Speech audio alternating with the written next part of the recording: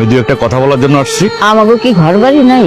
ঘরে আহো। না মা, আমি ঘরে যাব না। যে কথা বলার জন্য আমি আসছি, আমি আপনার মেয়ের সঙ্গে সংসার করতে পারবো না। আমার মেয়ের সাথে সংসার করবা নাকি? কারণ কি? কারণ আপনার মতো মায়ের ঘরে যে মেয়ে আছে তার জন্য শ্বশুর বাড়ি না, তার জন্য বাপের বাড়িটাই যথেষ্ট। আমরা কিন্তু কইতাছি না বইলা তুমি বেশি বেশি কইতাছো। চুপ থাকো তুমি। তোমার চালাক বেশি, তার মেয়ে তালাক হয় বেশি।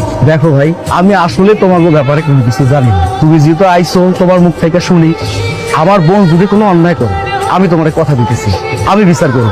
তারপর যদি তোমার কাছে মনে হয় তুমি আমার বোনের লগে ঘর সংসার করবা না, করো না।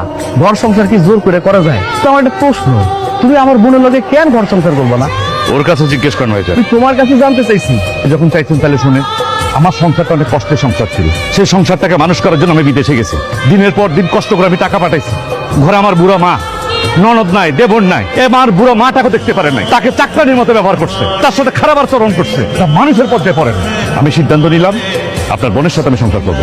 পৃথিবীতে আমার মায় আমার কাছে সবচেয়ে দাম। তোমার মা ও কম খারাপ না। কি করো তুমি? আর একটা কথা কইবা না, কারণ তুমি আমাকে সংসারটা খাইছো, তোমার বোনটার সংসার খাইতেছো। আমার বাপ রে সারা জীবন তুমি কাপুরুষ বানাই রাখছো। ভাই, যা হয়েছে সবকিছু ভুলে যাও। আমি খুব ভালো করে জানি মাঝি খুব ভালো মানুষ। আমার বোনটারে তুমি ক্ষমা করে দাও। ওর কোনো ক্ষমা নাই। দাঁড়াও আরমান, আমি তোমার বিদেশ থেকে ফোন কইরা আমার ননদরে তালাক দেওয়ার জন্য আনি নাই। কোনো আনি নাই যে তোমাকে সংসারটা ভাঙা যাইবো, এই জন্য আনছি যেন তোমাকে সংসারটা জোড়া লাগে। এই কয়দিনে আমি ওরে যে স্কুলে পড়াইছি, ও আর ভবিষ্যতে কোনোদিনও তার পূর্বের জীবনে ফিরে যাবে না। একটা মা কষ্ট পাইলে সন্তানের কি পরিমাণ কষ্ট হয় সেটা আমি ওরে হাড়ে হাড়ে বুঝাইছি। আমি ওরে আরো একটা জীবন সম্পর্কে ধারণা দিছি। স্বামী ছাড়া একটা নারীর জীবন শূন্য, স্বামী ছাড়া তার শ্বশুর বাড়িতে একটা নারীর জীবন অবহেলিত অধ্যায়। তুমি এসব কি করতেছো রুবিনা? আমি তো কোনো কিছু বুঝতে পারতেছি না। আরমানরে ফোন কইরা এদেশে আমি আনছি। আরমানের সাথে কথা কইয়া পারভিনরে এই বাড়িতে আমি আনছি। আমি পারভিনরে এটা বুঝাইতে চাইছি, একটা মানুষ যখন ভাত না পায় কি পরিমাণ কষ্ট হয়, সে তো জীবনে কোনোদিনও কষ্ট পায় নাই। জন্মের পর খাইছে বাপেরটা, বিয়ের পর খাইছে স্বামীরটা। কপালের উপর তো কারো হাত নাই। আমার কপালে যা আছে তাই তো গরম লাগবো।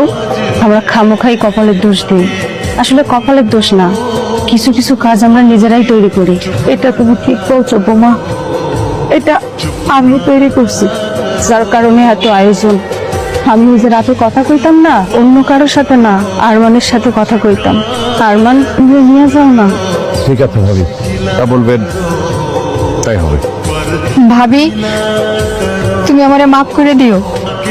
সি সি, তুমি এটা কি কইতাছো? তুমি তো আমার ছোট বোনের মতো।